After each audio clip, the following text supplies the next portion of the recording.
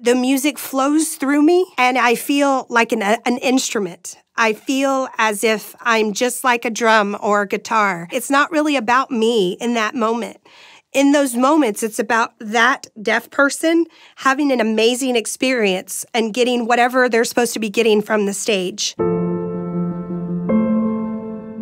I was running around with gangs. My mom wanted me to be away from the gang life because I was kind of crazy wild at that time. So she actually took me and moved me away to another city and another state. And then that's when I ended up getting in my car accident. It was some of the worst times for me having that car accident because I crushed my entire pelvis. If you think about it as a teenager and being a 16-year-old and you think that you know everything in the world, you think that you can take on anything, but then you can't even wipe your own butt. But it was like, boop, I'm gonna just knock you down and you need to chill out and look at yourself and see what you're doing in your life. My roommate at this hospital happened to be deaf.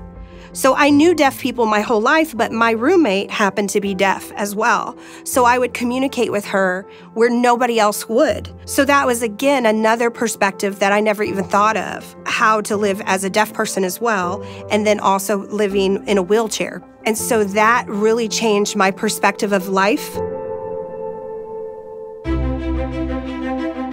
I had to figure out what I was going to do with my life, so I signed up to study physical therapy. As I was studying, I would go on my breaks and hang out with the deaf students there at the college. Every Friday night, we would have get-togethers at my house, and it was all deaf people, and we would play music.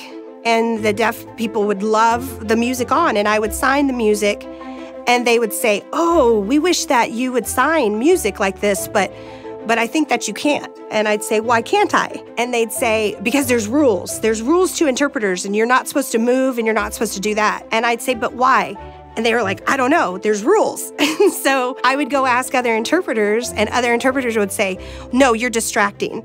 And I'd say, "But my deaf friends would tell me that this is what they like. Why are we not doing this?" And they'd say, "Well, deaf people don't like music."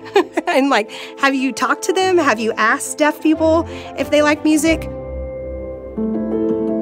All sounds are vibrations. All sounds are, right? So just because a deaf person can't hear a specific vibration doesn't mean that they're not going to also receive other vibrations.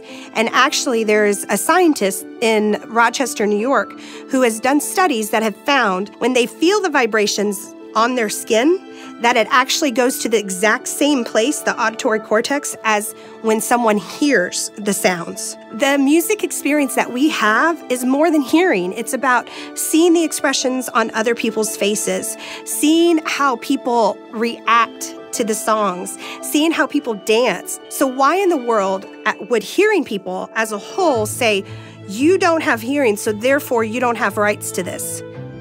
That's crazy. You know, if you think about it like yourself, why do you go to music events?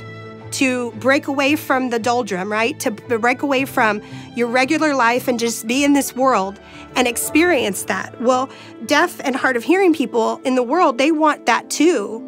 And they can't break away because they're fighting for their basic right to communication, their basic human right to communication every day of their life. Can you imagine that for a second? That you wake up and you have to go somewhere, you have to think about how you're going to communicate. Do you think about that? Probably not. They do. And you don't want those barriers. We want to knock those barriers down and we want to provide because one human to another human, I want you to have the same thing as I'm having, this experience.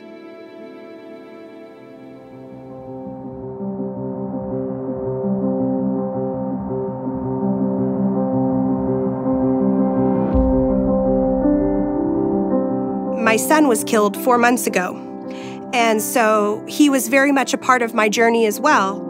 He also was training under me to do what I do, and he was very successful. Even in the face of tragedy, I have to keep going because I know that the work that I have is so purposeful because I truly do believe that the more people know that there's a whole community that is being discriminated against and being ignored and neglected, the more that we tell people, let's pay attention to this community that no one is listening to, for us to actually pay attention to that and have a better perspective of it is very healing, not only for me, but for each other.